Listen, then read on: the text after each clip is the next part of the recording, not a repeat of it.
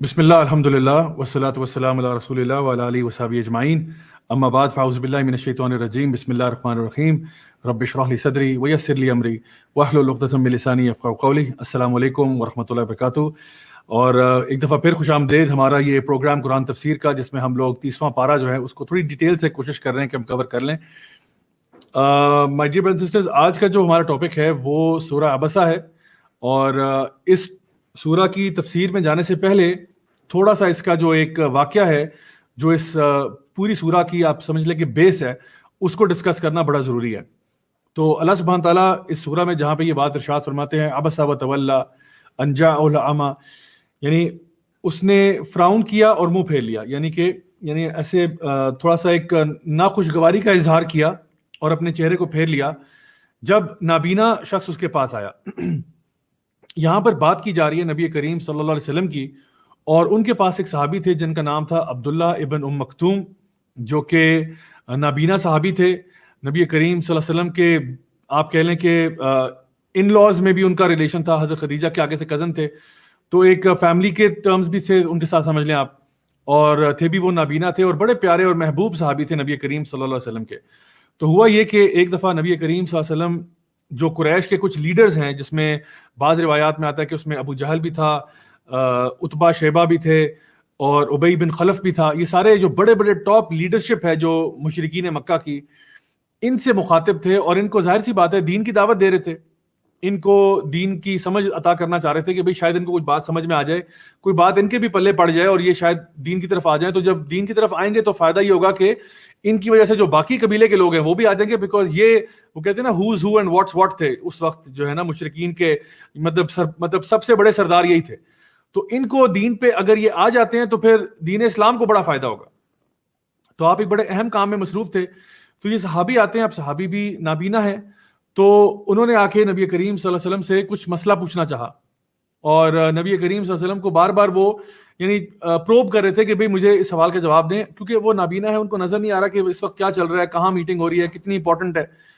تو آپ صلی اللہ علیہ وسلم نے تھوڑا سا اس میں ناخوشگواری کا اظہار کیا. آپ نے صرف اتنا کیا کہ آپ نے ان کی طرف منہ پھیرا اور چہرے کے اوپر کچھ ماتھے پہ بل پڑے ان کے، اور پھر آپ نے اس طرف کچھ نہیں کہا، کچھ نہیں ان کو، یعنی کچھ زبان سے کچھ نہیں کہا، کچھ ان کو پیچھے نہیں ہٹایا، کچھ نہیں کہا، صرف اس طرف دیکھا، کیونکہ آپ بڑا اہم کام کر رہے تھے. ایک شخص آ کے ان کو سوال کر رہا ہے تو تھوڑی سی ڈسٹربنس آپ کو ہی، آپ نے یہاں مڑے، ماتھے پہ کچھ بل پڑے، اور آپ نے پھر اس کی طرف واپس جو ہے مشرکین کی طرف اپنا رخ کیا اور ان کو جو دین کی دعوت دے رہے تھے وہ کنٹینیو کی.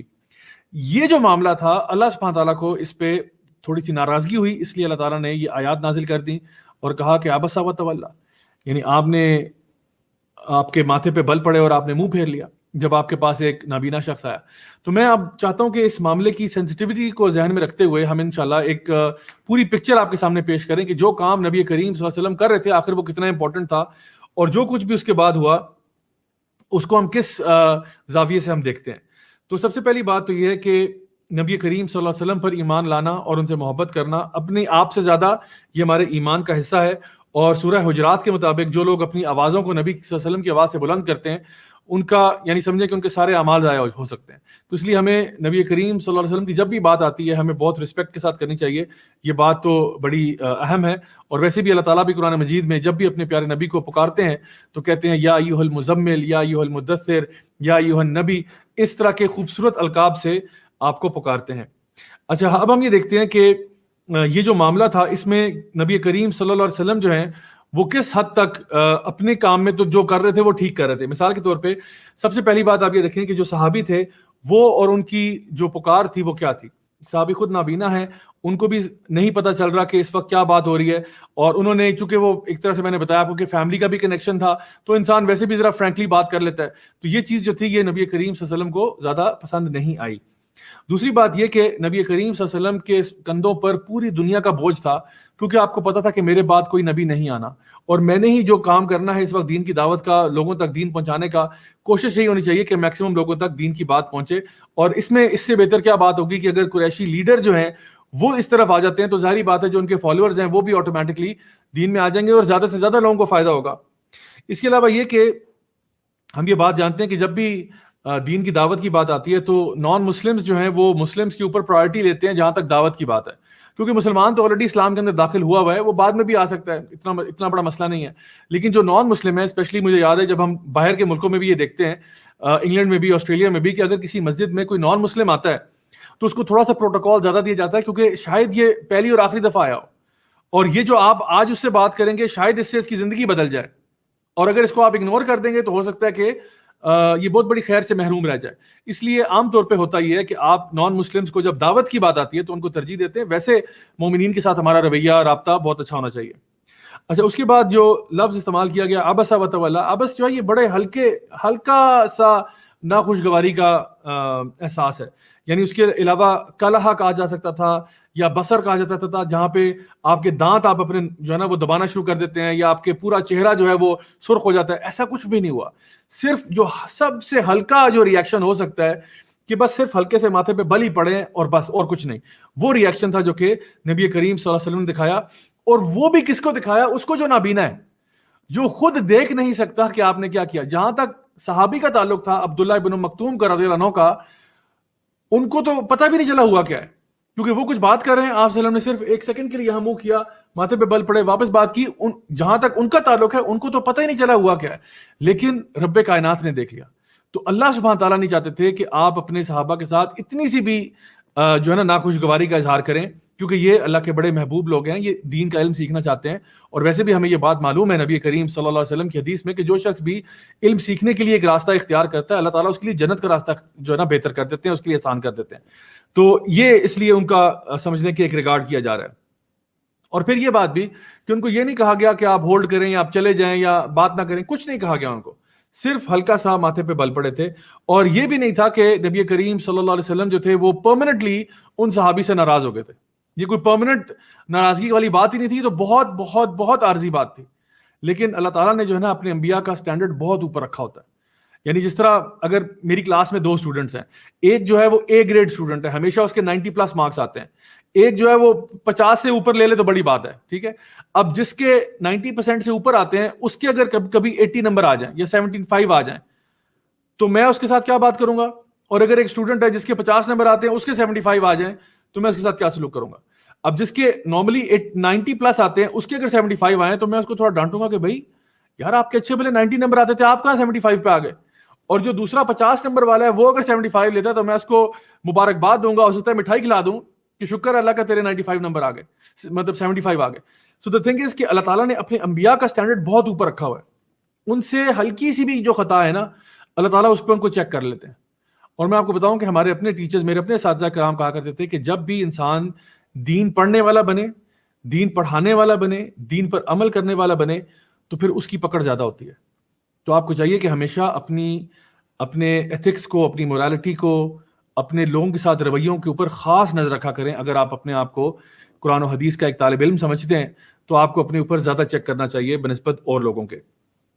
تو نبی کریم جو ہے صلی اللہ علیہ وسلم وہ تو ہمارے لیے رول ماڈل ہیں، اس لیے ان کے اوپر اللہ تعالیٰ جب ان کو چھوٹی چھوٹی چیزوں پہ جو ہمارے لیے شاید کوئی خطا بھی نہ ہم اس کو سمجھیں، ہم اپنے اعتبار سے اس کو خطا بھی نہ سمجھیں، اللہ تعالیٰ ان چیزوں پر بھی اپنے انبیاء کو چیک کرتا ہے اور ان کو دیکھتا ہے کہ بھئی آپ کا جو کہ مقام اتنا اونچا ہے، لقد کان لکم فی رسول اللہ اسوۃ حسنہ، آپ کا مقام اتنا اونچا ہے، اس لیے آپ جو ہے یہ بھی نہ کریں. پھر اس میں یہ بات بھی پتہ چلتی ہے کہ اللہ تعالیٰ کس طرح سے اپنے صحابہ کے دفاع میں آتا ہے. یعنی نبی کریم صلی اللہ علیہ وسلم کے جو صحابہ ہیں اللہ تعالیٰ ان سے کتنی محبت کرتا ہے. اللہ تعالیٰ فرماتے ہیں رضی اللہ عنہم ورضوا عنہ، اللہ ان سے راضی، وہ اللہ سے راضی ہو گئے، اور اللہ تعالیٰ ان کی ڈیفینس کے لیے ضرور آتا ہے. اور پھر یہ بات بھی دیکھ لیجئے کہ اس میں عبس وتولی یہ جو تھرڈ پرسن میں یوز کیا گیا ہے کہ اس نے یعنی فراؤن کیا اور منہ پھیر لیا، اس کے ماتھے پر بل پڑے اور اس نے منہ پھیر لیا. یعنی یہ نہیں کہا کہ آپ نے ایسا کیا یا نبی کا نام لیا صلی اللہ علیہ وسلم کا کہ انہوں نے ایسا کیا. یہ سب سے ہلکا ریپریمینڈ ہے، سب سے ہلکا. جہاں پہ فار ایگزامپل اگر کسی نے مجھے کچھ کیا بھی ہو نا، میرے ساتھ کوئی زیادتی کی ہو، تو میں کہتا ہوں کہ کسی نے میرے ساتھ برا کیا، بجائے میں اس کو کہوں کہ تم نے میرے ساتھ برا کیا یا اس کا نام لے کے سب کو بتاؤں، میں کہتا ہوں کسی نے میرے ساتھ برا کیا، کسی نے ایسا کر دیا، کسی نے یوں کر دیا. تو یہ سب سے ہلکا طریقہ ہوتا ہے کسی کو بھی تنبیہ کرنے کا یا کسی کی بھی اصلاح کرنے کا. تو اور فائنلی یہ بات کہ اس سورہ سے یہ بات بھی پتہ چلتی ہے، جیسا کہ صحابہ کہا کرتے تھے کہ اگر یہ قرآن جو ہے یہ نبی کریم صلی اللہ علیہ وسلم کی طرف سے ہوتا، انہوں نے خود گھڑا ہوتا، تو اس میں سورہ عبسہ نہ ہوتی. کہ وہ اس کو نکال دیتے. لیکن بہرحال یہ اللہ کی طرف سے، اور اللہ تعالیٰ جو بات بھی کہیں گے وہ نبی کریم صلی اللہ علیہ وسلم کو آگے ہم تک پہنچانی ہوگی. اسی لیے اللہ تعالیٰ فرماتے ہیں عبس وتولی ان جاءہ الاعمی، اس نے اس کے ماتھے پر بل پڑے، اس نے منہ پھیر لیا جب نابینا شخص اس کے پاس آیا. تو اب دیکھیے کہ یہ ساری باتیں ہمارے سامنے، اور ہم دیکھتے ہیں کہ نبی کریم صلی اللہ علیہ وسلم جو ہیں، جو رحمت للعالمین ہیں، ان کا صرف فوکس یہ تھا، وہ اپنے ذاتی فائدے کے لیے ان مشرکین کے ساتھ نہیں بیٹھے ہوئے تھے، وہ اس لیے بیٹھے ہوئے تھے کہ اللہ تعالیٰ کا دین غالب آ جائے. کام بھی کوئی پرسنل کام کے لیے نہیں بیٹھے ہوئے تھے، وہ پبلک ویلفیئر کے لیے وہاں بیٹھے ہوئے تھے. لیکن اللہ سبحانہ تعالیٰ نے انبیاء کی شان یہ رکھی ہے کہ ان کا مقام اور مرتبہ بہت بلند ہے، بہت زیادہ بلند ہے. تو اللہ تعالیٰ فرماتے ہیں آگے آیت نمبر 3 میں، وما یدریک لعلہ یزکا، کہ آپ کو کیا معلوم تھا کہ وہ اپنا تزکیہ کرانے آپ کے پاس آیا تھا. یعنی وہ اتنی دور سے چل کے، نابینا صحابی ہیں، اتنی دور سے چل کے آئے ہیں، آپ سے کچھ سیکھنے آئے کہ شاید ان کا تزکیہ ہو جائے. تو یہ بھی ایک طریقہ ہے جو بتایا جا رہا ہے. وما یدریک لعلہ یزکا او یذکر فتنفع الذکرى، یا پھر یہ کہ وہ کوئی آپ سے نصیحت لے لیتا اور وہ نصیحت اس کو فائدہ کرتی، نفع دیتی. یعنی یا تو وہ اس کا تزکیہ ہو جاتا، یا کم از کم تزکیہ نہ بھی ہوتا تو وہ آپ سے کوئی اچھی نصیحت سن لیتا. وہ جو صحابی آپ کے پاس آئے تھے آپ سے اچھی نصیحت سن لیتے، اور وہ نصیحت ان کو منافع دیتی، ان کو فائدہ ہوتا. کیونکہ اللہ کو پتا تھا، نبی کو تو نہیں پتا تھا یہ بات، اللہ کو پتا تھا کہ یہ جو سامنے مشرکین بیٹھے ہیں یہ کبھی اسلام نہیں لائیں گے. سب سے بڑے سرکش یہ ابو جہل اور عتبہ شیبہ وغیرہ، یہ کہاں اسلام لے کے؟ اللہ کو تو پتا ہے، اللہ تعالیٰ تو ہر چیز جانتا ہے. لیکن نبی بہرحال کوشش تو کریں گے، انہوں نے تو کوشش کرنی ہے. لیکن اللہ تعالیٰ یہ جانتے تھے کہ صحابی جس نیت سے آئے وہ بڑی خالص نیت سے آئے. اما من استغنا، جہاں تک اس کا تعلق ہے جو اپنے آپ کو غنی سمجھتا ہے، یعنی اپنے آپ کو سیلف سفیشینٹ سمجھتا ہے، ان کی بات ہو رہی ہے. وہ جو مشرکین بیٹھے ہوئے ہیں سامنے آپ صلی اللہ علیہ وسلم کے، وہ جو اپنے آپ کو بڑا پھنے خواں سمجھتے ہیں، جو سمجھتے ہیں کہ ہمیں اس دعوت کی ضرورت نہیں ہے، یہ تو فقراء اور مساکین کے لیے، وہ جا کے اس کو قبول کریں تو کریں، ہمارے لیے یہ بالکل نہیں ہے. جو اپنے آپ کو اس سے فری سمجھتے ہیں. اور آج بھی ایسا ہوتا ہے، کئی لوگ ہوتے ہیں ان سے آپ دین کی بات کریں، وہ سمجھتے ہیں we're too cool for this, we're too cool, ہم بہت کول ہیں، ہمیں نہ سناؤ یہ دین شین کیا ہوتا ہے، ہمیں پہلے ہی بڑا پتہ ہے، ہم نے بڑی فلسفی پڑھی ہے، ہم نے بڑے جو ہے نا وہ ڈفرینٹ ریلیجنس کے بارے میں ہم نے کمپیریٹیو ریلیجس اسٹڈی کی ہوئی ہے، so don't tell us what's in the book of Allah سبحانہ تعالیٰ. تو کچھ لوگ ایسے آج بھی ہوتے ہیں جن کی یہی مینٹالٹی جو تھی مشرکین مکہ کی تھی، کہ وہ بھی اپنے آپ کو بہت زیادہ کول سمجھتے تھے کہ ہمیں یہ نہ بتاؤ قرآن و حدیث کیا ہے. فَأَنْتَ لَهُ تَصَدَّى، تو جو اپنے آپ کو غنی سمجھتا ہے، جو اپنے آپ کو سمجھتا ہے کہ میں کافی ہوں، آپ اس کی طرف متوجہ ہوتے ہیں. یعنی نبی کریم صلی اللہ علیہ وسلم کو یہ کہا جا رہا ہے کہ جو اپنے آپ کو یعنی ہر چیز ہی سمجھ رہا ہے، آپ اس کی طرف تو متوجہ ہو رہے ہیں، اس کو تو اٹینڈ کر رہے ہیں. وَمَا عَلَيْكَ أَلَّا يَزَّكَّى، اور آپ کو اس سے کیا کہ وہ اس کا تزکیہ ہو یا نہ ہو، یعنی آپ کے لیے تو کام دین کی دعوت دینا نا، تو آپ کے لیے اس میں کیا فائدے کی بات ہے کہ وہ دعوت کو قبول کرے یا نہ کرے.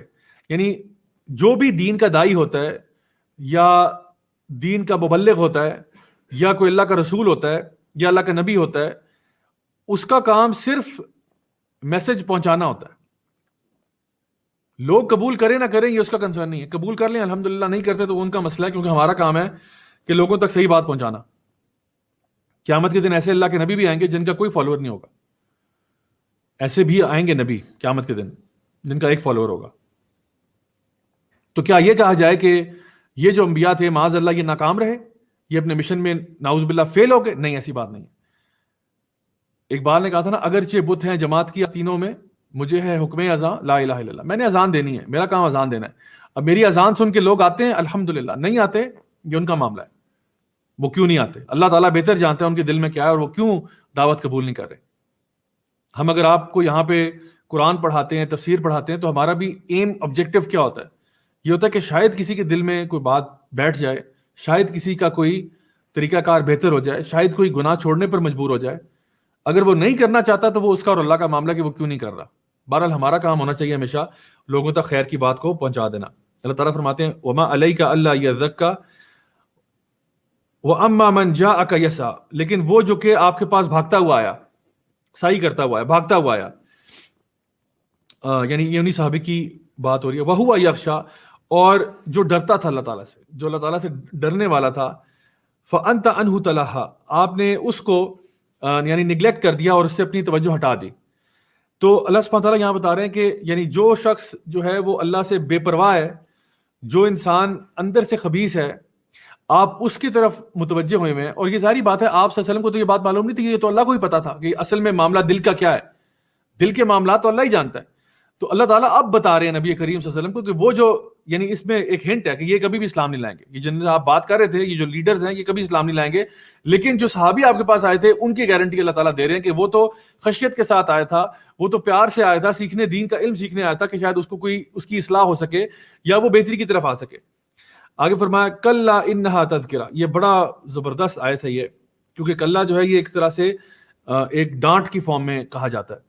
کلا نہیں, انہا تذکرہ, یقیناً یہ اللہ کی طرف سے ایک وارننگ ہے, ایک تذکرہ ہے, ایک ریمائنڈر ہے, ایک ایڈمونیشن ہے. کیا چیز, یہ سے مراد یہاں پہ قرآن مجید ہے.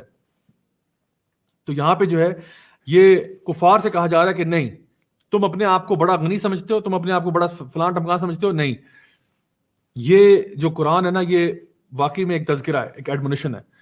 کیونکہ اللہ سبحانہ تعالیٰ جو ہے نا وہ نبی کریم صلی اللہ علیہ وسلم کے مقام کو مزید بلند کر رہے ہیں اس بات کے ساتھ کہ جو اس کتاب کا, اس تذکرہ کی دعوت دے رہا ہے وہ خود بہت عظیم ہے, اس کو آپ کے پیچھے بھاگنے کی ضرورت نہیں ہے. آپ کو چاہیے تھا کہ آپ اس تذکرے کو سمجھیں اور آپ نبی کے پاس خود جائیں, بجائے کہ آپ کے اندر یہ ایٹیٹیوڈ پیدا ہو کہ بھئی ہمیں فلاں بندہ آ کے پڑھائے گا, بتائے گا, پھر دیکھیں گے کہ ہم نے ماننی ہے بات یا نہیں ماننی ہے. کیونکہ اصل جو رویہ ہے طالب علم کا وہ ان صحابی کا تھا جو عبداللہ بن مکتوم ہے, جو دور سے کہیں سے بھاگتے ہوئے آ رہے ہیں, نابینا صحابی ہیں, اور کوئی ایک, بعض علماء نے لکھا کسی ایک آیت کا مطلب سمجھنے کے لیے آ رہے تھے. اور اتنی محنت کے لیے, اتنی محنت کے بعد یقیناً اللہ تعالیٰ بہت محبت کرتا ہے وہ لوگ جو کہ اللہ کی راہ میں دین کا علم سیکھتے ہیں. تو یہاں کہا جا رہا ہے کلا انہا تذکرہ, اور یعنی کہ یہ جو ریمائنڈر ہے, یہ ریمائنڈر کیا ہے, شاید ان وعدوں کا جو تم بھول چکے ہو. ہم نے اللہ تعالیٰ سے وعدہ کیا تھا, الستو بربکم قالوا بلا شہدنا, اللہ تعالیٰ نے ہم سے وعدہ لیا تھا کہ کیا میں تمہارا رب نہیں ہوں, ہم نے کہا تھا ہاں یا اللہ تو ہے. پھر ہم بھول گئے اس وعدے کو, ہم بھول گئے کہ ہم نے اللہ کے سامنے پیش ہونا ہے. یعنی کئی چیزوں کے اوپر یہ ریمائنڈر ہے. ہم بھول گئے کہ اللہ تعالیٰ نے اتنے انبیاء کا سلسلہ بھیجا ہماری رہنمائی کے لیے, ہماری ہدایت کے لیے. اللہ تعالیٰ آگے فرماتے ہیں فمن شاء ذکرہ, سو جو چاہے وہ اس کے اوپر توجہ دے اور اس سے کچھ نصیحت لے لے. فمن شاء ذکرہ, جو چاہتا ہے وہ لے لے. اب یہ نہیں کہا جا رہا کہ مرضی ہے تو آپ اسلام پہ چلے, مرضی نہ چلے, نہیں. یہاں پہ یہ مطلب یہ ہے کہ جو جیسا کرو گے ویسا بھرو گے. اگر تم اس کے اوپر چلو گے اپنے فائدے کے لیے, نہیں چلو گے اپنے نقصان کے لیے. اللہ کو اس سے کوئی فائدہ نقصان نہیں کہ تم چلو یا نہ چلو. اللہ کی نہ تو شان میں اضافہ ہو رہا ہے آپ کے عمل کرنے سے یا نہ کرنے سے, نہ ہی اللہ کی شان میں نعوذ باللہ کمی ہو رہی ہے کوئی. تو اللہ تعالیٰ فرما رہا ہے فمن شاء ذکرہ, یہ کلا انہا تذکرہ, یقیناً یہ اللہ کی طرف سے ایک ریمائنڈر ہے, ایک ایڈمونیشن ہے. تو جو چاہے آپ اس کو فالو کر لے, اس کے اوپر جو ہے نا آ کے ہدایت لے لے. اور آگے فرمایا فی صحف مکرمہ, یہ ایسے صحف ہیں, ایسے صحیفے ہیں جو مکرم ہیں, یعنی بہت آنریبل ہیں, جن کا بہت اکرام کیا گیا ہے. یعنی بتایا جا رہا ہے کہ ان کا مقام کتنا بلند ہے. یہ جو کتاب ہے یہ لوح محفوظ سے آئی ہوئی ہے, قرآن مجید جو ہے, تو اس کا مقام کتنا اونچا ہے. اور اس کا ایک آٹومیٹکلی مطلب یہ ہے کہ جو بندہ بھی, کیونکہ اس قرآن مجید کا مقام اتنا بلند ہے, اگر آپ اس کے ساتھ جڑ جائیں گے آپ کا مقام بھی کیا ہو جائے گا, بلند ہو جائے گا. اور جب آپ قرآن مجید کو چھوڑ دیں گے تو آپ ذلیل ہو جائیں گے. اسی لیے ہمیں یہ بات معلوم ہے کہ قرآن مجید جو ہے اسی کے ساتھ قوموں کو عروج ملتا ہے, جو اس کو پکڑ لیتی ہیں ان کو عروج ملتا ہے, جو اس کو چھوڑ دیتی ہیں ان کا زوال ہو جاتا ہے, چاہے انفرادی طور پر ہو یا اجتماعی طور پر ہو. اگر آپ کلیکٹیولی قرآن کو فالو کریں گے, کلیکٹیولی آپ کی قوم جو ہے وہ رائز کرے گی. اگر آپ انڈیویجولی قرآن کو فالو کریں گے, انڈیویجولی آپ رائز کریں گے. تو قرآن مجید جو ہے یہ فی صحف مکرمہ بہت ہی اکرام والی چیز ہے. مرفوعۃ مطہرہ, اس کے پاک صاف صفحے جو ہے وہ مرفوع ہیں, ریز کر دی گئے. دوبارہ سے یہ بات جو ہے نا مطلب کہی جا رہی ہے, خاص طور پہ کفار کو سنایا جا رہا ہے کہ تمہارے لیول کی یہ بات ہی نہیں ہے, یہ بہت بلند و بالا چیز ہے, بڑی اعلیٰ اور افضل چیز ہے. تم لوگ اپنے آپ کو بڑے سمجھتے ہو کہ جی ہم بڑے کول ہیں, ہم بڑے سپیریئر ہیں, ہم کیا یہ کتاب پڑھیں. اللہ تعالیٰ فرما رہے ہیں نہیں, تم ادھر ہی بیٹھے رہو, بے شک یہ کتاب بہت بلند و بالا ہے, اس کا بڑا اونچا مقام ہے, اور جو اس کو پڑھتا ہے, جو اس کے ساتھ اپنے آپ کو اٹیچ کرتا ہے, آٹومیٹکلی وہ بلند ہو جاتا ہے, آٹومیٹکلی اللہ تعالیٰ اس کو عزت بخش دیتا ہے, کیونکہ ساری عزت ذلت اللہ کے ہاتھ میں. تو یقیناً ایسا ہی ہوا. یہ جو مشرکین مکہ تھے یہ بری طرح ذلیل ہوئے, جن کا قرآن مجید کے ساتھ یہ رویہ تھا.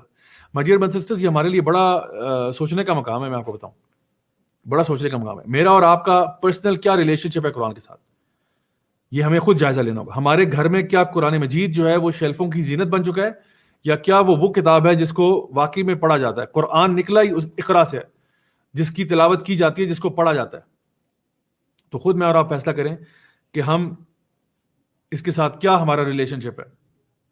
اللہ سبحانہ تعالیٰ جو ہے نا قرآن مجید کو اوپر کر کے یعنی ایک وہ مقام بھی دینا چاہتے ہیں کہ جہاں پہ پتہ چلے کہ اسلام جو ہے نا وہ کسی کے نیچے نہیں ہے، دین اسلام کسی کے نیچے نہیں ہے. الحمدللہ ہم مسلمان ہیں، ہمیں اس کے اوپر ایک پازیٹیو ایٹیٹیوڈ ہونا چاہیے، پازیٹیو رویہ ہونا چاہیے اور فخر محسوس کرنا چاہیے کہ الحمدللہ اللہ کا شکر ہے کہ ہم مسلمان ہیں، بجائے کہ ہم مسکین بن کے نا لوگوں کے نیچے لگ جائیں جا کے کہ جی اوہو ہم تو مسلمان ہیں، بڑے مسکین بن جائیں. نہیں، الحمدللہ مسلمان ہیں، اللہ کا شکر ہے ہم مسلمان ہیں، اللہ کا بہت کرم ہے کہ ہم مسلمان ہیں. ہم اس دین کے ساتھ وابستہ ہیں جس کی کتاب جو ہے وہ خود بڑی اعلیٰ کتاب ہے. ہم اس دین کے ماننے والے ہیں، ہم اس اللہ کے ماننے والے ہیں جو الاعلیٰ ہے.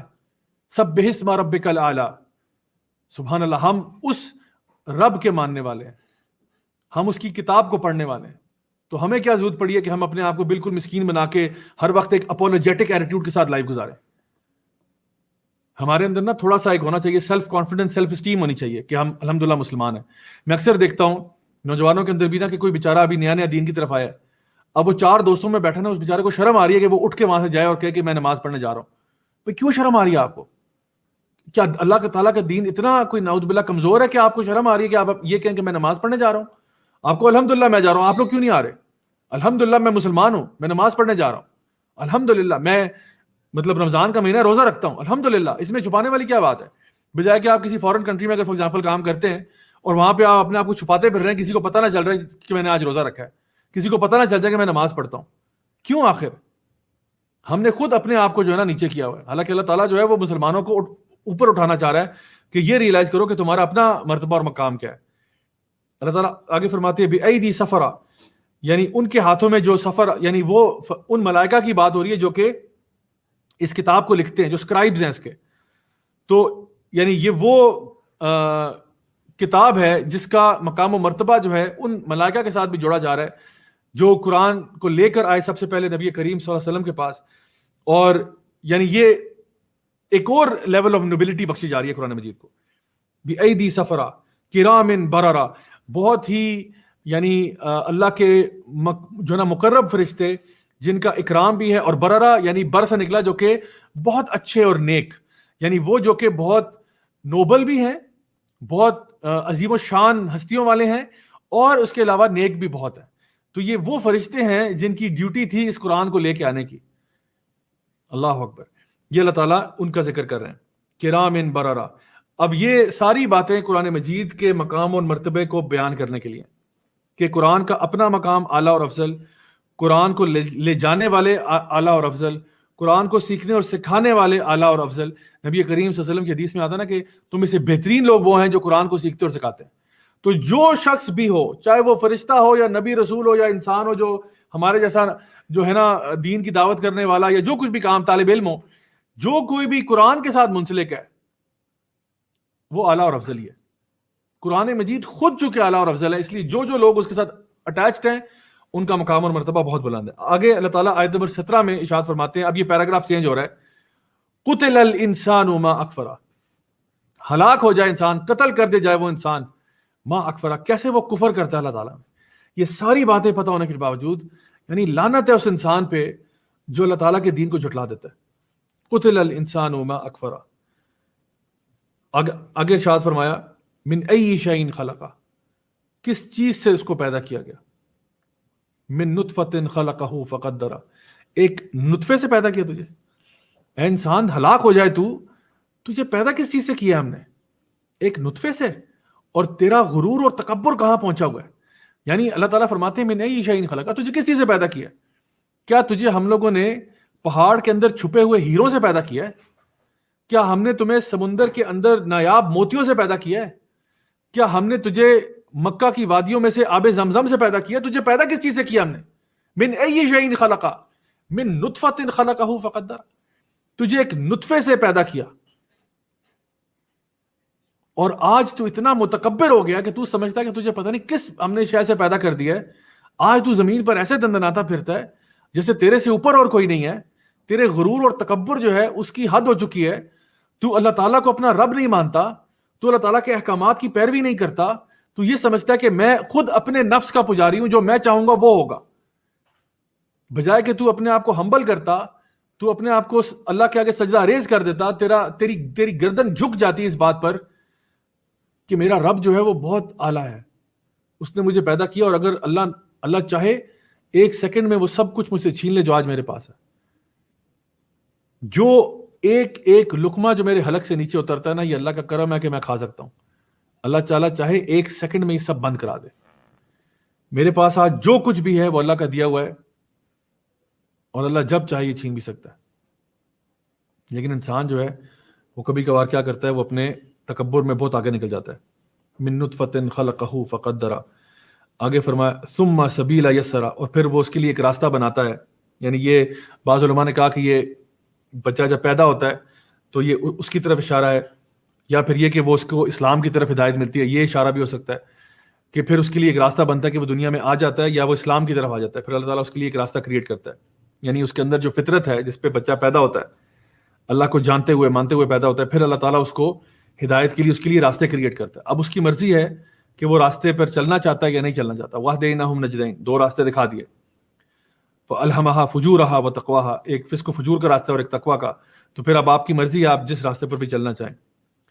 ثُمَّ أَمَاتَهُ فَأَقْبَرَ، اور پھر وہ اس کی موت لے آتا ہے اور فَأَقْبَرَ، اور وہ قبر میں چلا جاتا ہے.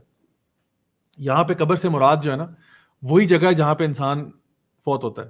ایک تو قبر بھی مراد ہے، ظاہر سی بات ہے، جہاں پہ وہ دفن ہوتا ہے، لیکن انسان کی یاد رکھیں قبر وہی ہے جہاں پہ وہ فوت ہوا ہے. مثال کے طور پہ ایک بندہ جو ہے وہ بم دھماکے میں مر جاتا ہے، اب اس کی تو یعنی وہ تدفین ہوئی نہیں. ایک بندہ ہے جس کو جنگلی جانور کھا جاتا ہے، تو وہ تو اس کی پیٹ، جو جانور کا پیٹ ہے وہ اس کی جو ہے نا قبر بن گئی. یہ میں بات کر رہا ہوں وہ اسٹیٹ آف دا گریو کی بات کر رہا ہوں، جہاں پہ وہ قبر کے عذاب اور قبر کی جو آزمائشیں اور وہ چیزیں وہ آتی ہیں. تو جہاں بھی انسان فوت ہوا ہے سمجھیں کہ وہی قبر ہے اس کی، چاہے وہ کسی بھی طریقے سے اس کا انتقال ہو گیا ہو. ورنہ عام زبان میں تو ہم یہ جانتے ہیں کہ قبر جو ہے جہاں پہ دفنایا جاتا ہے وہی ہے، اور ہر بندے کے لیے بہرحال وہی جگہ ہوتی ہے. لیکن کچھ لوگ ایسے بھی ہوتے ہیں جو کہ کسی اور حادثاتی موت میں مر جاتے ہیں اور ان کی پھر باڈی ملتی نہیں ہے، تو ان کے لیے جہاں ان کی ڈیتھ ہوئی ہوتی ہے وہی قبر بن جاتی ہے ان کی، اور پھر جو بھی آگے مراحل ہیں وہ ان کے ساتھ وہاں پہ ہوتے ہیں. تو ثم اماتہ فاکبرہ، یعنی اللہ تعالیٰ نے جب چاہا تیرا سوئچ آف کر دیا. تو کنٹرول میں تھا ہی نہیں، تو سمجھتا تھا میں ساری عمر رہوں گا، زندہ رہوں گا. نہیں، اللہ تعالیٰ جب جائے گا تیرا سوئچ آف کر دے گا، تو مر جائے گا اور پھر تو مٹی میں چلا جائے گا. آپ کبھی دیکھیں اور نوٹ کریں کہ جو لوگ، میں اکثر جب ٹریول کرتا ہوں نا تو میں دیکھتا ہوں جب وہ جہاز لینڈ کر رہا ہوتا ہے یا ٹیک آف کر رہا ہوتا ہے نا، تو آپ دیکھتے ہیں کہ لوگ جو ہے نا وہ نیچے چل پھر رہے ہیں، گھوم پھر رہے ہیں. اتنے چھوٹے چھوٹے چھوٹے چھوٹے لوگ نظر آ رہے ہوتے ہیں آپ کو. گاڑیاں بھی اتنی چھوٹی چھوٹی نظر آ رہی ہوتی ہیں، لوگ تو بالکل چونٹیوں سے بھی چھوٹے نظر آ رہے ہوتے ہیں. اور انسان جب اوپر سے دیکھتا ہے نا، انسان سوچتا ہے کہ ہماری حقیقت کیا ہے. یہ انہی چونٹیوں سے لوگ جو آپ کو نظر آ رہے ہیں، انہی میں سے کوئی ایسا متکبر ہوگا جو اپنے آپ کو پتہ نہیں کیا سمجھتا ہوگا. کوئی اپنے آپ کو وڈیرا سمجھتا ہے، کوئی اپنے آپ کو چودھری صاحب کہتا ہے، کوئی اپنے آپ کو فلاں کہتا ہے. ہر بندہ جو ہے نا اپنی آکڑ میں گھوم پھر رہا ہے، زمین کے اوپر دندناتا پھر رہا ہے، حالانکہ وہ حقیر سی چیز ہے، کچھ بھی نہیں ہے وہ. اور وہ صرف ایک ہلکے سی مسلک کا محتاج ہے کہ آج دنیا میں ہے، زمین سے اوپر ہے، کل زمین کے نیچے ہو.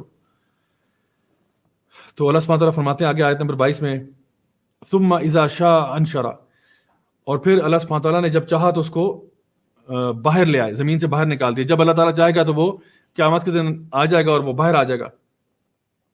ثم اذا شاء، جب اللہ چاہے گا. نہیں، یہ نہیں کہ جب تم چاہو گے باہر آ جاؤ گے، نہیں، جب اللہ چاہے گا تب تو باہر آئے گا اور زمین میں پھر بکھیر دیا جائے گا اسی طرح جیسے پہلے تھا. کلا لما یقضی ما امرا، نہیں، لیکن انسان جو ہے یہ وہ نہیں کرتا جو اس کو حکم دیا گیا تھا. یعنی اس سب کے باوجود جو ہے انسان اپنی سرکشی پر تلا ہوا ہے. انسان اللہ تعالیٰ کی باتوں کو نہیں مانتا اور اپنا منہ پھیر لیتا ہے اللہ تعالیٰ کے بتائے ہوئے احکامات سے. سورہ البینہ میں آگے جا کے ہم پڑھیں گے انشاءاللہ اسی بارے میں. اللہ سبحانہ تعالیٰ ارشاد فرماتے ہیں، وما امروا الا ليعبدوا الله مخلصین له الدین حنفاء ویقیموا الصلاة ویؤتوا الزکاة وذلک دین القیم. اور ہم نے تمہیں حکم دیا کس چیز کا تھا؟ کیا تمہیں حکم دیا تھا؟ یعنی یہاں جو اللہ تعالیٰ فرما رہا ہے کلا لما یقضی ما امرا، یعنی وہ انسان نہیں مانتا جو اس کو حکم دیا گیا تھا. اور حکم کیا دیا گیا تھا؟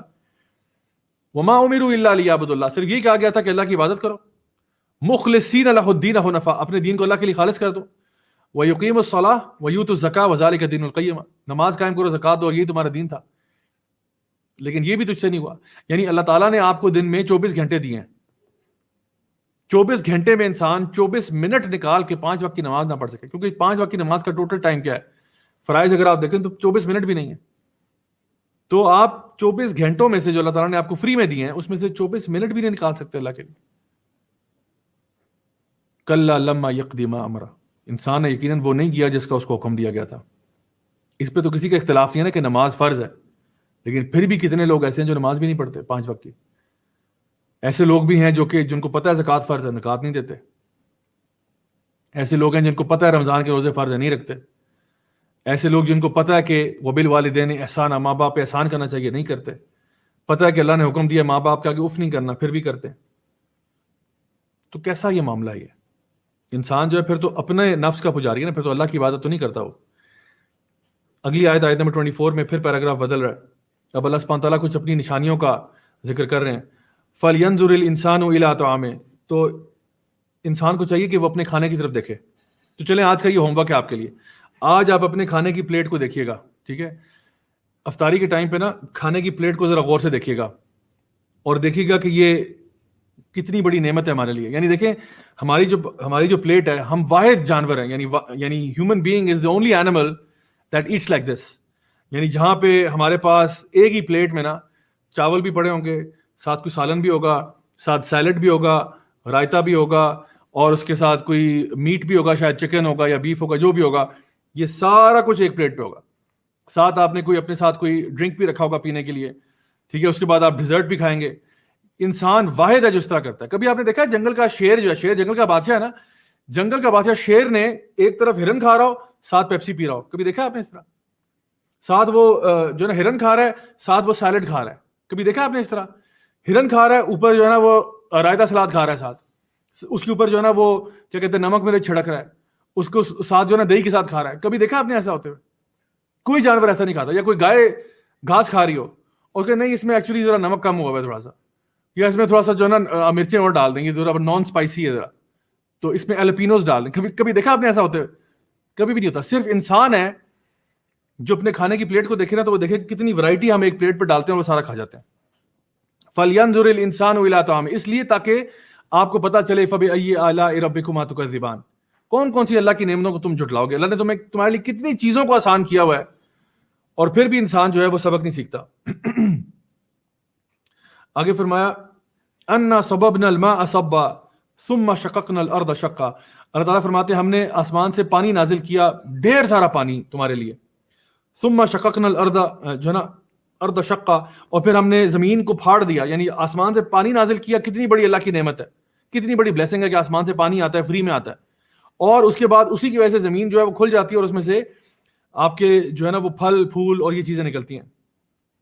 فَأَنبَتْنَا فِيهَا حَبًّا وَعِنَبًا وَقَضْبًا وَزَيْتُونًا وَنَخْلًا، اور پھر اس میں سے طرح طرح کے گرینز نکلے، اس میں سے انگور نکلے، اچھے زبردست قسم کے پھل نکلے، اور اس میں سے پھول نکلے، اس میں سے زیتون اور کھجور کے درخت نکلے. یعنی یہ ساری کی ساری چیزیں جو ہیں اللہ تعالیٰ نے تمہارے لیے پیدا کر دیں کہ تاکہ تمہاری لائف میں تھوڑی ورائٹی آ جائے، تم اپنے کھانے کھاؤ، انجوائے کرو. یہ ساری چیزیں دیکھیں، میں جیسے پچھلی دفعہ بھی بتایا تھا کہ اللہ تعالیٰ قرآن مجید میں جب یہ آیات آتی ہے نا جہاں پہ اللہ تعالیٰ کچھ نیچرل چیزوں کا ہمیں ذکر کر کے بتاتے ہیں، تو یہ نا پورے فیلڈز آف اسٹڈی ہیں. آپ ان کے بارے میں سرچ کرنا شروع کریں، آپ کو پتہ چلے گا کہ واقعی میں یہ ایک ایک چیز جو مینشنڈ ہے یہ کتنی بڑی بلیسنگ ہے اللہ تعالیٰ کی. اب زیتون کی اگزامپل آپ لیں، زیتون آلیو آئل جو ہے یا آلیو جو آپ کھاتے ہیں اس کے کتنے فائدے ہوتے ہیں. ڈیٹس جو ہیں، ڈیٹ پام ٹری کی جو پروڈیوس ہے اس کا کتنا فائدہ ہوتا ہے، اس کے کتنے بینیفٹس ہیں. لٹرلی ہم حیران رہ جائیں جب ہم اس کے بارے میں تھوڑی سی بھی ریسرچ کریں. وَحَدَائِقَ غُلْبًا، اور اللہ تعالیٰ نے ایسے باغات عطا فرمائے جو بھرے ہوئے ہیں درختوں سے. وَفَاكِهَةً وَأَبًّا، اور پھل عطا فرمائے، طرح طرح کے پھل عطا فرمائے، اور ان کے ساتھ دیگر ہربز اور پودے اور اس طرح کی چیزیں. یہ ساری کی ساری چیزیں جو ہیں، اب آپ پھلوں کے اندر آپ چلے جائیں، وفاقہتاً، جتنے بھی آپ کے فروٹس ہیں، ایک ایک پھل کے کتنے فائدے ہیں. چاہے آپ ایپل کی اگزامپل لیں، آپ مالٹے کی مثال لیں، آپ اسٹرابری کی مثال لیں، آپ چیری کی مثال لیں، آپ تربوز کی مثال لیں، آم کی مثال لیں، ایک ایک پھل جو ہے نا کتنے اس کے فائدے ہیں. سوچیں اگر صرف پوری دنیا میں ایک ہی پھل ہوتا، پوری دنیا میں ایک ہی بس کوئی پتا ہوتا جو ہم کھاتے، ایک ہی قسم کا بس گوشت ہوتا، لیکن اللہ تعالیٰ نے اپنے بندوں کے لیے اتنی سہولتیں پیدا کی. اور آگے فرمایا متاع لکم ولانعامکم، یہ سب تمہارے اور تمہارے جانوروں کے لیے. پچھلی سورہ میں بھی یہی کہا تھا متاع لکم ولانعامکم. یہ ساری کی ساری اپنی اللہ تعالیٰ فیورز کو بیان کرنے کے بعد، جتنی بھی نعمتیں اللہ تعالیٰ نے پیدا کی ہیں اللہ تعالیٰ ان کو بیان کرنے کے بعد ارشاد فرماتے ہیں یہ کیا ہے، بس تمہارے لیے تھوڑا سا ساز و سامان ہے کہ تمہاری زندگی جو ہے وہ ٹھیک سے گزر جائے دنیا میں. یہ جو تم امتحان گاہ میں بیٹھے ہوئے ہو، تمہارا امتحان ذرا صحیح سے ہو جائے. متاع لکم ولانعامکم، تمہارے لیے اور تمہارے مویشی جانوروں کے لیے یہ پیدا کیا گیا. آگے اللہ تعالیٰ فرماتے ہیں، اب یہ پیراگراف چینج ہو رہا ہے اور بڑی سخت آیات آ رہی ہیں. فَإِذَا جَاءَتِ الصَّاخَّةُ، پچھلی سورہ میں آیا تھا فَإِذَا جَاءَتِ الطَّامَّةُ الْكُبْرَى، جب آ جائے گی وہ جو کہ تمہیں پوری طرح سے لپیٹ لے گی. یہاں پہ ارشاد فرمایا فَإِذَا جَاءَتِ الصَّاخَّةُ، جب وہ چیخ کی، دردناک چیخ کی آواز آئے گی. یہ سور پھونکنے کی بات ہو رہی ہے جب دوسری دفعہ پھونکا جائے گا اور سب لوگ جو ہیں وہ زندہ ہو جائیں گے. فَإِذَا جَاءَتِ الصَّاخَّةُ، پھر کیا ہوگا؟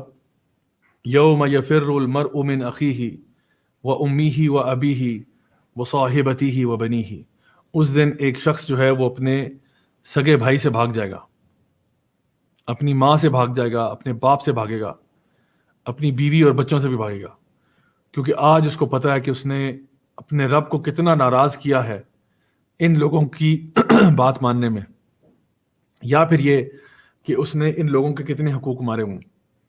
دیکھیں دنیا میں ہمارا جو بھائی ہوتا ہے وہ ہمارا دایاں بازو ہوتا ہے، ہمارے لیے کام آتا ہے، ہمارے ہیلپ کرتا ہے ڈفرینٹ چیزوں میں.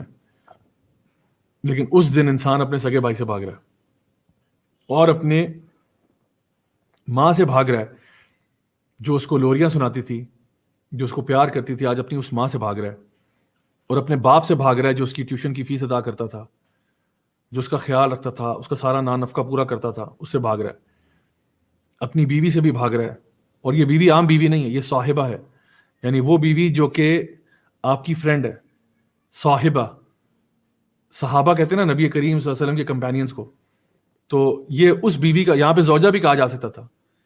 لیکن کبھی کبھار انسان سمجھ سکتا ہے کہ ہاں زوجہ، لوگ اکثر مذاق کرتے رہتے ہیں نا کہ جی بیوی جو ہے نا وہ یہ ہے اور میاں یہ ہے، اور یہ میاں بیوی کے جوک چلتے رہتے ہیں. لیکن یہ کوئی عام بیوی نہیں ہے، یہ اس کی بہت اچھی بیوی ہے، صاحبہ ہے اس کی. وہ بیوی جس سے وہ واقعی میں بڑی محبت کرتا تھا اور وہ اس کی پراپر کمپینین تھی، اس کی دوست تھی، وہ اسے ہر چیز شیئر کر سکتا تھا. وہ اپنی اس بیوی سے بھی بھاگ رہا ہے اور وہ بنی ہی اور اپنے بچوں سے بھی بھاگ رہا ہے. وہ بچے جن کی تصویروں کو یہ اپنے موبائل میں لے کے گھومتا تھا آج ان سے بھاگ رہا ہے. کیوں؟ کیونکہ اس کو پتہ ہے کہ اس نے ان کو راضی کرنے کے لیے اپنے رب کو کتنا ناراض کیا.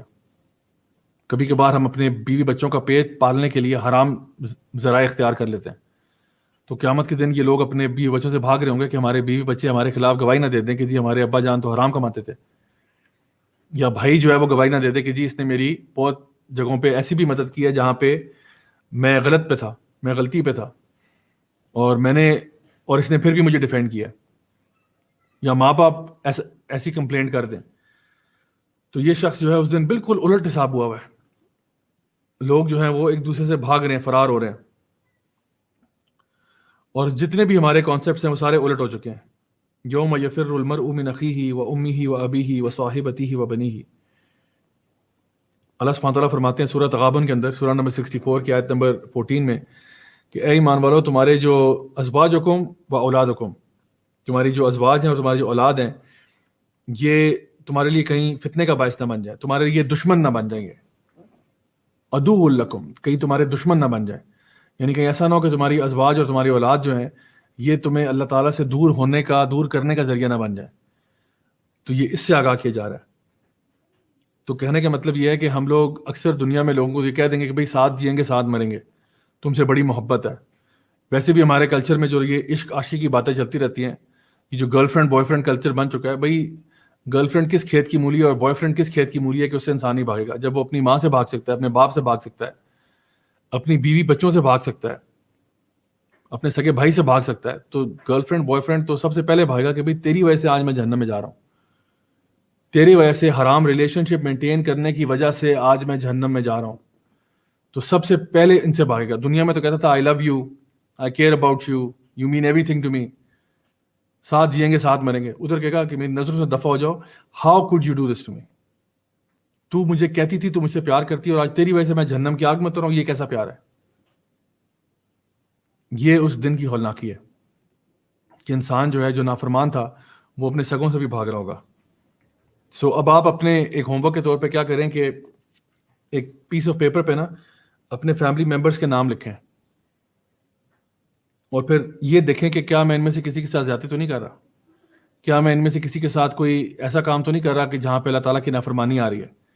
اور پھر ان آیات کے اوپر دوبارہ غور کیجیے گا. آگے اللہ تعالیٰ فرماتے ہیں لِكُلِّ امْرِئٍ مِّنْهُمْ يَوْمَئِذٍ شَأْنٌ يُغْنِيهِ. اس دن ہر بندہ جو ہے وہ دوسروں کے معاملے میں کیئرلیس ہو چکا ہوگا, ہر بندہ نفسی نفسی کر رہا ہوگا, کسی کو کسی اور کی پرواہ نہیں ہوگی, کسی کو کسی کی پرواہ نہیں ہوگی, ہر بندہ اپنے آپ کو بچانے کے چکروں میں ہوگا. ایک بندے کو حدیث میں آتا کہا جائے گا کہ تجھے آج تو اگر سب کو گروی رکھوا دے, سب پوری فیملی کو بھی رینسم کروا دے, زمین و آسمان کو رینسم کروا دے گا اپنے آپ کو آگ سے بچانے کے لیے, وہ کہے گا میں کروا دوں گا کہ میری ماں لے لو, میرا باپ لے لو, میرے بچے لے لو, میری بیوی لے لو, پوری دنیا اگر میرے پاس ہے یہ بھی لے لو, لیکن بس مجھے جہنم کی آگ سے بچا لو. اس دن یہ عالم ہوگا لوگوں کے بھاگنے کا. تو آج ایک انسان سرکش ہو کے اگر گھومتا پھرتا ہے اس کو توجہ کرنی چاہیے کہ آخر وہ کس راستے پر چل رہا ہے. اور اللہ سبحانہ تعالیٰ اس کو کہیں گے, یعنی حدیث میں آتا ہے کہ اللہ تعالیٰ کہیں گے کہ جب تو دنیا میں تھا تجھ سے ہم نے بہت کم مانگا تھا, آج تو اپنی پورا خاندان دینے کے لیے تیار ہے, آج تو پوری زمین دینے کے لیے تیار ہے. دنیا میں تجھ سے ہم نے کیا مانگا تھا؟ یہ مانگا تھا کہ پوری دنیا اللہ کو دے دے, نہیں. وما امروا الا ليعبدوا الله مخلصين له الدين حنفاء ويقيموا الصلاة ويؤتوا الزكاة وذلك دين القيم. تجھ سے ہم نے مانگا ہی کیا تھا؟ آج تو کہہ رہا ہے میرے ماں باپ لے لو, میری بیوی لے لو, میرے بچے لے لو, سب کو جلا دو, آگ میں پھینک دو, سب کو تباہ و برباد کر دو, پوری دنیا اگر مجھے دے دو میں ساری واپس کر دوں گا, بس مجھے آگ سے بچا لو. اس دن انسان یہ کہے گا. تو آج تجھے کیا کہا تھا کرنے کے لیے؟ آج تو تجھے کچھ بھی نہیں کہا تھا, صرف یہ کہا تھا کہ اللہ تعالیٰ کی عبادت کرو, اللہ کے ساتھ کسی کو شریک نہ کرنا, نماز پڑھنا, زکوٰۃ دینا, بیسک باتیں کہی تھی اور تو نے وہ بھی پوری نہیں کی, اور آج تو سب کچھ دینے کے لیے تیار بیٹھا ہوا ہے. اِنَّ لِلَّهِ وَإِنَّا إِلَيْهِ راجعون. بڑی عجیب بات ہے, بڑی عجیب کیفیت ہے. لِكُلِّ امْرِئٍ مِّنْهُمْ يَوْمَئِذٍ شَأْنٌ يُغْنِيهِ. اس دن انسان جو ہے وہ سب کے معاملے میں کیئرلیس ہو جائے گا. آگے فرمایا آیت نمبر 38 میں وجوہ یومئذ مسفرہ ضاحکۃ مستبشرہ. کچھ چہرے اس دن بالکل رونق والے ہوں گے, چمکتے دمکتے, ضاحکۃ مستبشرہ, ہنستے ہوئے, کھلکھلاتے ہوئے, اس خوشخبری کو سن کے مسکراتے ہوئے کہ ان کو جنت کی بشارت دے دی گئی. وجوہ یومئذ مسفرہ. اب یہ بالکل اپوزٹ سائڈ پہ کچھ اور لوگوں کی بات ہو رہی ہے. کچھ چہرے اس دن بہت خوش ہوں گے, یومئذ مسفرہ, اس دن بڑے خوش ہوں گے. ہو سکتا ہے آج ان کو بڑی تکلیفیں ملتی ہوں, آج ان کو بہت صبر کرنا پڑتا ہو, آج ان کو بڑی پریشانیاں سہنی پڑتی ہوں اپنے فیملی کی طرف سے, لیکن وجوہ یومئذ مسفرہ, اس دن وہ لوگ جو ہے نا ان کے چہرے مسکرا رہے ہوں گے. ضاحکۃ مستبشرہ, ہنس رہے ہوں گے, کھلکھلا کے ہنس رہے ہوں گے کہ اللہ اکبر, ہمیں جنت مل گئی, ہمارا نامہ اعمال ہمیں رائٹ ہینڈ میں مل گیا, اللہ اکبر. وہ خوش ہو جائیں گے. مستبشرہ یعنی اوور جوائڈ ہو جانا, بشارت کی وجہ سے, یعنی اتنی خوشخبری ملی ہے کہ وہ, یعنی ایک انسان اپنے جو کہتے ہیں نا کہ آؤٹ آف کنٹرول ہو کے ہنس رہا ہے اور مسکرا رہا ہے. آگے فرمایا ووجوہ یومئذ علیہا غبرہ. لیکن کچھ چہرے اس دن ایسے ہوں گے جو کہ گرد آلود ہوں گے, کچھ چہرے ایسے ہوں گے جو کہ بالکل یعنی ذلت کی نگاہوں سے دیکھ رہے ہوں گے, ہیوملیٹ ہوئے ہوئے, یعنی جس طرح سے ان کے گناہوں کا جو گرد ہے نا وہ سارا ان کے چہروں پہ ٹپک رہا ہے, تمام گناہوں کا گرد و غبار ان کے چہروں سے ظاہر ہو رہا ہے. اور ترحقھا قطرہ, اور جو اندھیرا ہے وہ ان کو لپیٹ لے گا, اندھیرا ان کے اوپر چھا جائے گا. یعنی سبحان اللہ, ایک ایسا معاملہ ہے کہ جہاں پہ دھواں اور گرد و غبار اور اندھیرا جو ہے ان کے ارد گرد ہوگا. یہ ایسے لوگ ہیں اولئک ھم الکفرۃ الفجرہ, یہ وہ لوگ ہیں جو کہ کفر کرتے تھے اور فجار تھے. یعنی یہ آخری آیت نمبر 42 جو ہے کہ یہ ہے اولئک ھم الکفرۃ الفجرہ, یعنی یہ وہ لوگ ہیں جو کہ اللہ تعالیٰ میں کفر کرتے تھے, اللہ کو ماننے سے انکار کرتے تھے, اللہ کے رسول صلی اللہ علیہ وسلم کو ماننے سے انکار کرتے تھے, آخرت کے دن کو ماننے سے انکار کرتے تھے. یا یہ وہ لوگ ہیں جو فجرہ یعنی جو نا فجور کرنے والے, جو کہ نافرمانیاں کرنے والے. تو سبحان اللہ, یہ ان لوگوں کا ذکر ہو رہا ہے کہ جو بالکل اللہ تعالیٰ کے دین سے دور تھے اور اس کو کچھ سمجھتے نہیں تھے, ان کا اللہ تعالیٰ انجام بتا رہے ہیں.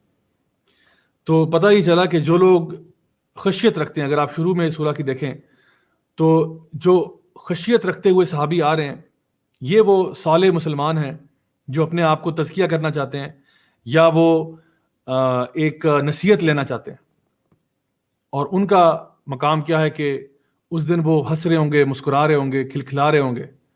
وہ لوگ جو آج خشیت رکھتے تھے، جو آج اللہ سے ڈر گیا، اس کو قیامت والے دل ڈرنے کی ضرورت نہیں ہے، اس دن وہ ہنس رہا ہوگا، مسکرا رہا ہوگا۔ اور جو آج اللہ سے نہ ڈرا وہ قیامت کے دن بہت ڈرے گا، وہ قیامت کے دن بہت ڈرے گا۔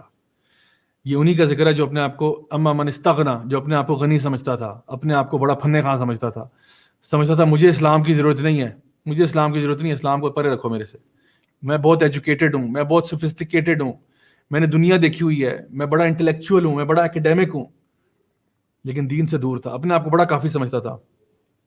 وہ کہاں جا رہا ہے؟